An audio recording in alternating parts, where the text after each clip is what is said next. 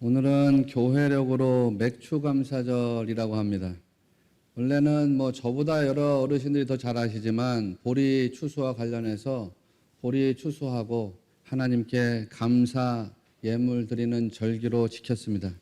구약에 나오는 맥추절하고는 다릅니다.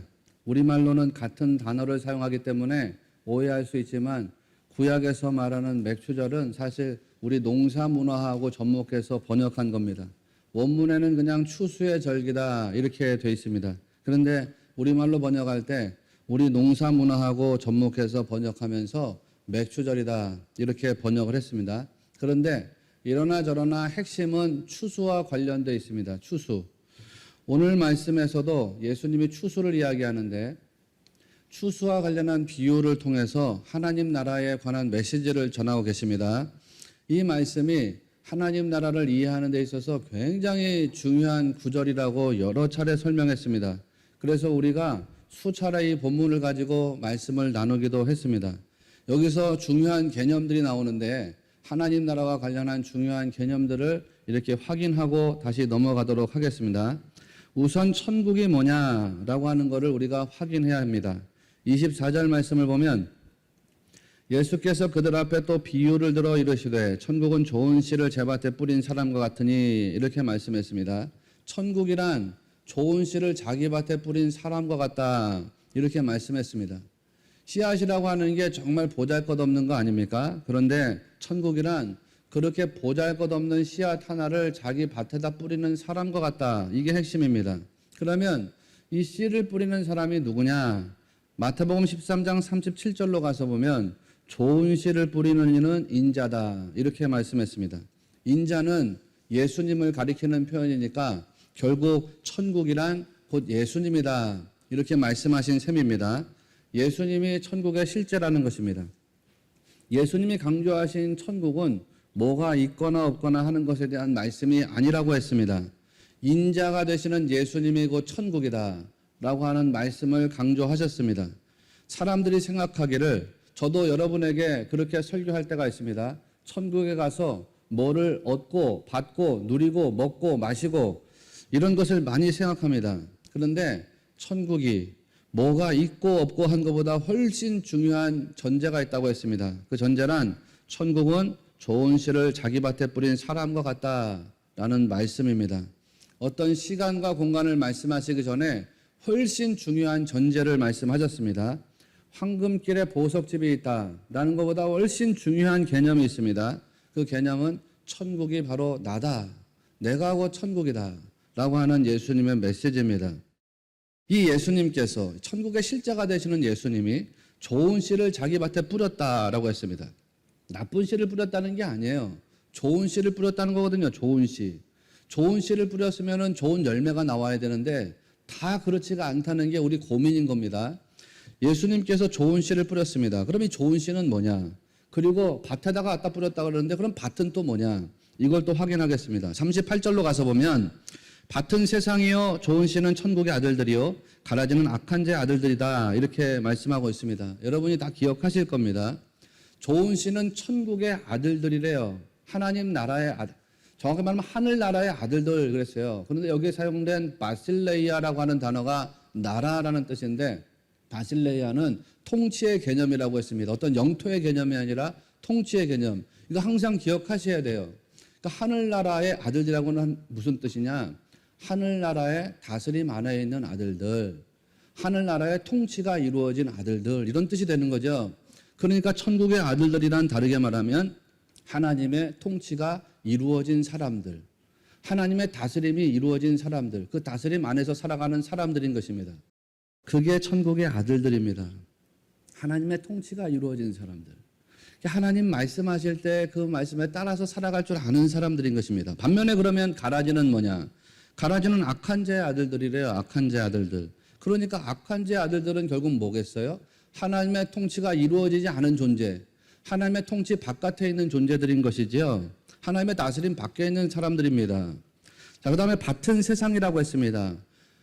자기 밭에다가 갖다 뿌렸는데 24절 말씀 제가 방금 표현했지만 이 밭이라고 하는 게 세상인데 24절에서 자기의 밭이다 이렇게 표현했어요. 밭이 세상인데 자기의 밭이래요. 다르게 말하면 자기 세상이라는 거죠. 그러니까 이 세상의 주인이 누구라는 거예요? 예수님. 그렇습니다. 예수님이 주인이라는 말씀입니다. 그 주인 되시는 예수님이 자기 밭에다가 씨앗을 갖다가 뿌렸습니다. 그런데 원수가 와서 가라지를 뿌렸대요. 가라지. 이 원수를 성경은 마귀다 이렇게 표현합니다. 마귀는 하나님 나라가 이루어지는 걸 원하지 않습니다. 하나님 나라 반대편에서 가라지를 뿌립니다. 제가 지금까지 말씀들을 개념 정리하면서 왔는데 이 말씀들 들으면서 혹시 여러분 안에 창세기가 보이시는가요? 창세기. 이 말씀에서 창세기가 보여져야 됩니다. 무슨 말이냐? 하나님께서 에덴 동산을 창설하셨다. 창세기가 그렇게 표현하고 있습니다. 세상을 창조하시고 난 다음에 동산을 창설하셨대요. 그리고 동산의 중앙에다가 생명나무와 선악을 알게 하는 나무를 갖다가 심으셨다 그랬습니다. 그리고 아담을 에덴 동산으로 이끌어와서 그 동산을 경작하고 지키게 하셨다. 그렇게 표현하고 있습니다. 아담을 에덴 동산의 대표 첨지기로 세워가지고 에덴을 경작하고 지키게 하셨다는 겁니다. 지키게 하셨다. 그러면서 아담에게 말씀하시기를 이 동산에 있는 열매들 중에 아무 열매든지 마음대로 먹어도 된다. 그러나 선악을 알게 하는 나무의 열매는 먹지 말라. 이렇게 명령하셨습니다. 이게 뭐라 그랬어요? 하나님의 절대 주권에 대한 선포입니다.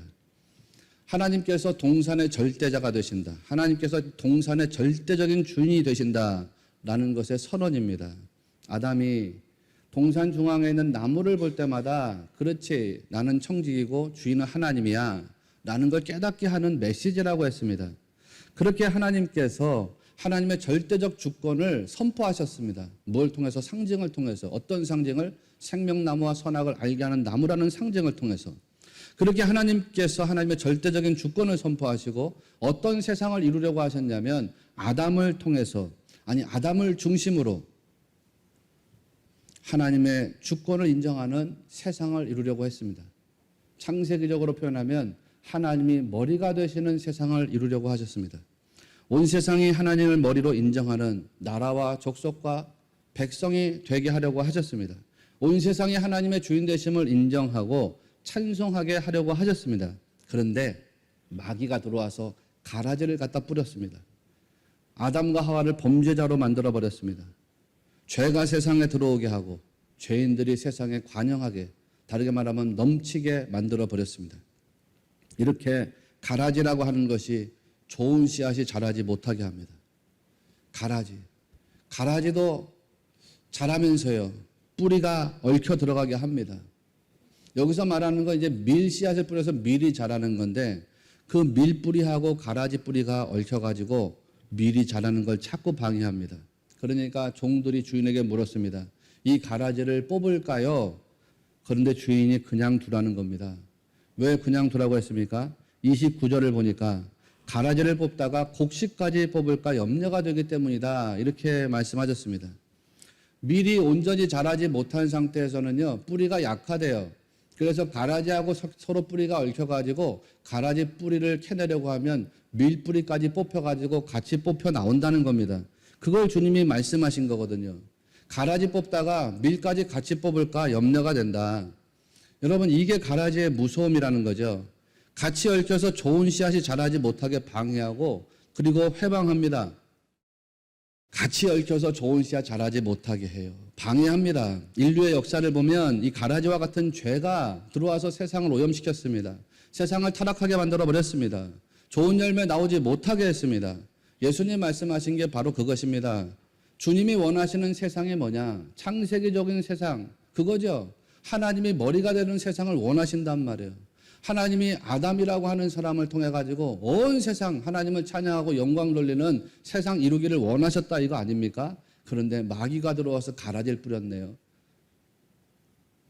하나님이 원하지 않는 세상이 되어버렸습니다. 죄인들이 넘쳐나는 세상이 되어버렸습니다. 주님이 오늘 말씀에서 하는 것도 메시지도 그것입니다. 주님이 원하시는 세상은 어떤 세상이냐? 천국의 아들들, 다르게 말하면 하나님의 다스림 안에 있는 사람들, 이 사람들로 넘쳐나는 세상입니다. 자기의 세상에다가 그런 씨앗을 심으셨다는 거 아닙니까? 심으셨습니다. 성경의 역사가 그런 겁니다. 하나님이 아브라함이라고 하는 씨앗을 가나안에 갖다 심으셨습니다. 또 하나님께서 요셉을 통해서 야곱과 그 가정을 애굽이라고 하는 세상에 갖다 심으셨습니다. 이후에 하나님이 출애굽 백성들을 광야에서 연단하시고 난 다음에는 또 다시 가나안에다가 이 백성들을 갖다 심으셨습니다. 하나님이 심으셨어요.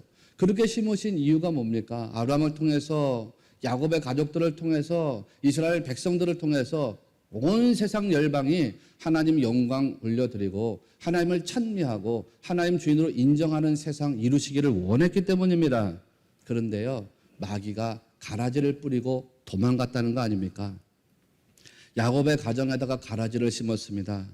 출애굽 백성들에게 가라지를 심었습니다. 그래서 하나님 나라가 전진하다가 막히고요. 성령의 역사가 앞으로 가다가 방해를 받습니다. 그런데 오늘 말씀에서 그럼에도 불구하고 우리가 낙심하거나 혹은 의심하면 안 된다는 겁니다. 예수님 말씀의 결론부터 말씀드리면 예수님 말씀의 결론이 뭡니까? 41절 이하를 보면 모든 넘어지게 하는 것과 불법을 행하는 자들은 풀무불에 던져 넣는다. 그렇게 말했죠. 넘어지게 하는 거. 다르게 말하면 신자의 믿음을 실족시키는 것. 그런 것들은 마지막 때 풀무 가운데 넣어서 재로 만든다는 거 아닙니까? 반면에 그때 의인들은 자기 아버지 나라에서 해와 같이 빛나리라 이렇게 말씀했습니다. 의의 최종적인 승리를 지금 선언하신 거죠. 사랑하시는 여러분, 성도는 의의 최종적인 승리를 믿어야 됩니다. 믿음으로 살면 하나님 나라의 역사 안에서 우리가 승리하게 된다는 걸 꼭 믿으셔야 됩니다. 지금 내가 조금 힘들어요. 조금 고단스럽고 피곤하고 뭔가 그렇다고 하더라도 주 예수 그리스도의 은혜 안에서 믿음으로 살아내면 결국 영적인 승리의 삶을 하나님께서 우리에게 허락하실 줄을 꼭 믿으시기를 바랍니다. 그런 믿음을 가지고 신앙의 경주를 계속해 나가야 되는 거예요. 신앙의 경주를. 오늘 설교 제목이 같아 보인다고 방심하지 마라. 열매에서 다 드러난다. 그거 아닙니까? 여러분, 성도가 그래야 됩니다. 똑같아 보인다고, 비슷해 보인다고 방심하면 안 됩니다. 지난번에도 말씀드렸지만 돌밭이라는 게 뭐예요? 돌밭에 씨앗이 떨어졌다. 돌밭이라는 게 우리 자갈밭이 아니라 했지 않습니까? 돌밭도 그 위에 흙이 깔려 있습니다. 그러니까 겉으로 볼 때는 돌밭이나 좋은 밭이나 구분이 안 됩니다. 똑같습니다. 그런데 물을 통해서 그게 다 드러난다고 했습니까? 열매죠, 열매. 돌밭에는 뿌리가 내려가지 못해가지고 재난이 왔을 때, 고난이 왔을 때, 시련이 왔을 때 그 씨가 말라버린다는 거 아닙니까? 근데 좋은 밭에 떨어진 씨앗은 싹을 트고 열매를 낸다고 그랬잖아요. 오늘 말씀도 똑같습니다. 오늘 말씀도. 비슷해 보인다고 방심하면 안 됩니다. 결국은 열매에서 다 드러나게 돼 있습니다. 오늘 말씀드리고 있는 씨앗이라고 하는 게 미래 씨앗과 관련됐다고 말씀드렸잖아요. 미래 씨앗. 이 가라지에 해당하는 헬라어 단어가 지자니온이라는 단어인데 지자니온은 보니까는 성경 식물학자들이 독보리래요. 독보리가 요즘은 되게 귀한 거라면서요. 그런데 이 독보리가 나달 대신에 독소를 가지고 있는 알갱이, 그 보리 알갱이를 품고 있는 거래요. 그런데 이게 자랄 때는 한 1년, 2년 자라는 동안에 밀이나 독보리가 구분이 안 된다는 거예요. 비슷하게 닮아 있다는 것입니다. 난 농사를 져보지 않았기 때문에 잘 모르는데 사진으로 제가 보니까 비슷해 보여요. 아마 여러분은 저보다 더 구체적으로 아실지 모르겠습니다. 핵심은 뭐냐면 가라지나 밀이나 닮아 있다는 겁니다. 닮아 있다는 거. 비슷하다는 거죠. 여러분, 닮아 있다는 게 무슨 뜻이에요? 닮아 있다는 게. 전문가가 아니면 구별하기 어렵다는 뜻 아닙니까? 전문가가 아니면 구별하기가 쉽지 않습니다. 자라는 동안에는 알 수가 없습니다. 밀과 독보리가 섞여 있는데요. 가려내기가 어렵습니다. 왜냐하면 닮아 있기 때문입니다. 그렇기 때문에 방심하면 안 됩니다, 여러분. 내가 밀인지 독보리인지 알 수가 없어요. 알 수가 없어요. 내가 밀인지 독보리인지 어떻게 알 수가 있습니까? 여러분은 분명히 알고 있을 거예요. 스스로는 알지 모르겠어요. 나는 밀이로구나. 나는 독보리로구나. 알 수 있을지 모르겠어요. 그런데 여러분, 우리가 어떻게 그거를 더 정확하게 자세하게 알 수 있습니까? 결국은 열매를 보면 알 수 있다는 거죠. 열매.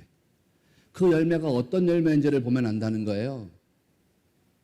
열매가 주인의 목적에 합당한 열매인지를 보면 알 수 있다는 거예요. 칼로스라는 거죠. 칼로스. 칼로스가 좋은 거, 훌륭한 거, 탁월한 거, 선한 거, 아름다운 거 이런 뜻이라고 하지 않았습니까? 제가 마태복음을 설교하면서 이 칼로스라는 단어를 굉장히 자주 사용하고 있습니다. 그런데 칼로스의 본래적 의미는 뭐예요? 목적에 합당한 거, 목적에 합당한 거. 주님의 목적에 합당한 열매를 냈느냐 아니냐, 그거를 보면 이 사람이 밀인지 독보리인지를 알 수 있다는 거죠. 알곡인지 가라지인지를 알 수 있다, 그런 것 아닙니까? 에베소서 5장 말씀을 보면 사도 바울이 하나님 나라의 사람이란 빛의 자녀다라는 이야기를 합니다. 빛의 자녀라는 게 무슨 뜻이에요? 밝은 빛으로 영향력을 내는 사람이다. 밝은 빛에 영향력을 끼치는 사람이다. 그런 뜻 아닙니까? 에베소서 5장 8절 말씀을 보면 너희가 전에는 어둠이더니 이제는 주 안에서 빛이라 빛의 자녀들처럼 행하라, 그렇게 얘기했어요. 우리가 전에는 어둠에 속했대요. 그러니까 어둠의 속성대로 살아도 되는 거예요.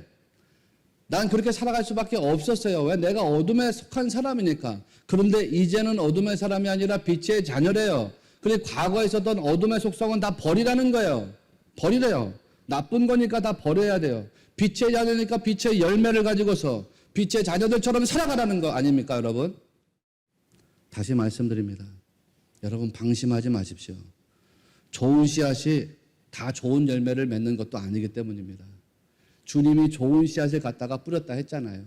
그런데요, 그 좋은 씨앗들이 다 좋은 열매가 되는 게 아니라는 겁니다. 그 좋은 씨앗도 가라지에 사로잡혀 있으면 열매를 내지 못한답니다. 그러니까 계속해서 좋은 열매 내려면 믿음의 경주를 해야 됩니다. 가라지 경계해야 됩니다. 가라지하고 끊어지려고 열심히 노력해야 됩니다. 사도 바울이 빌립보서 3장에서 표대를 향하여 그리스도 예수 안에서 하나님이 위에서 부르신 부름의 상을 위하여 달려가노라 했던 말씀을 항상 기억하십시오. 멈추면 안 된다는 거예요. 멈추면 안 된다. 여러분, 멈춤 없이 주님 부르실 때까지 믿음으로 경주해 나가는 우리 사랑하는 성도들이 다 되시기를 바랍니다. 바랍니다. 통일 이스라엘의 왕이 돼서 잘 나가던 다윗이 어느 한순간에 딱 타락하는 순간이 옵니다. 사무엘하 10장까지는 이야기가 참 재밌습니다. 다윗이 통일 이스라엘의 왕이 되고요. 이 왕이 된 다윗이 어디를 가든지 싸우면서 이기하시는 하나님의 역사가 나타나기 때문입니다. 그런데 사무엘하 11장에 와서 보니까 다윗이 갑자기 타락합니다. 다윗이 범죄하는 장면이 나옵니다. 왜 그런 일이 일어났는지 여러분 다 아실지요? 다윗의 영적인 순례가 잠깐 멈췄기 때문입니다. 영적인 순례가 멈췄기 때문입니다. 사무엘하 11장 1절 말씀을 보면 다윗이 어떻게 하느냐? 부하들을 다 전쟁터로 내보내고 자기는 예루살렘 성에 그대로 있더라라는 겁니다. 이전까지 다윗은 어디를 가든지 어떤 싸움을 하든지 부하들과 함께 전장을 누비던 용사였습니다. 가장 앞에서 부하들을 격려했던 용사였습니다. 그런데 사무엘하 11장에 와서는 자기는 예루살렘에 있고 부하들만 전쟁터로 내보냈습니다. 그리고 나서는요, 사무엘하 11장 2절을 보니까 다윗이 저녁 때 침상에서 일어났다라는 표현이 나옵니다. 우리 같은 보통 사람들은 저녁에 잠을 자고 아침에 일어납니다. 그런데 사무엘하 11장 2절에 보니까요, 다윗은 저녁에 일어났답니다. 저녁에. 보통 사람, 일반 사람들은 저녁에 잠자고 아침에 일어나는데요, 다윗은 저녁에 일어났답니다. 뭘 엿볼 수 있습니까? 다윗이 아침에 잠들었든지 이른 새벽에 잠들었다는 것을 볼 수 있죠.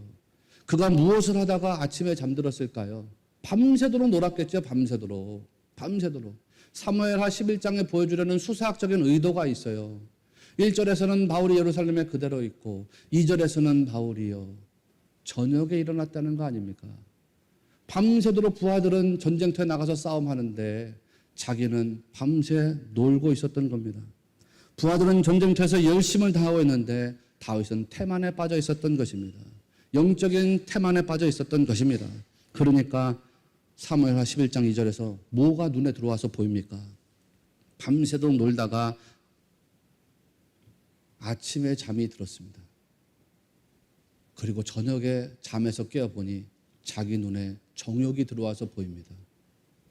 어떤 여자가 모욕하는 장면이 눈에 들어와서 보이는 겁니다. 하와가 유혹에 넘어갈 때처럼 이생의 정욕, 안목의 정욕이 눈에 들어와서 보였습니다.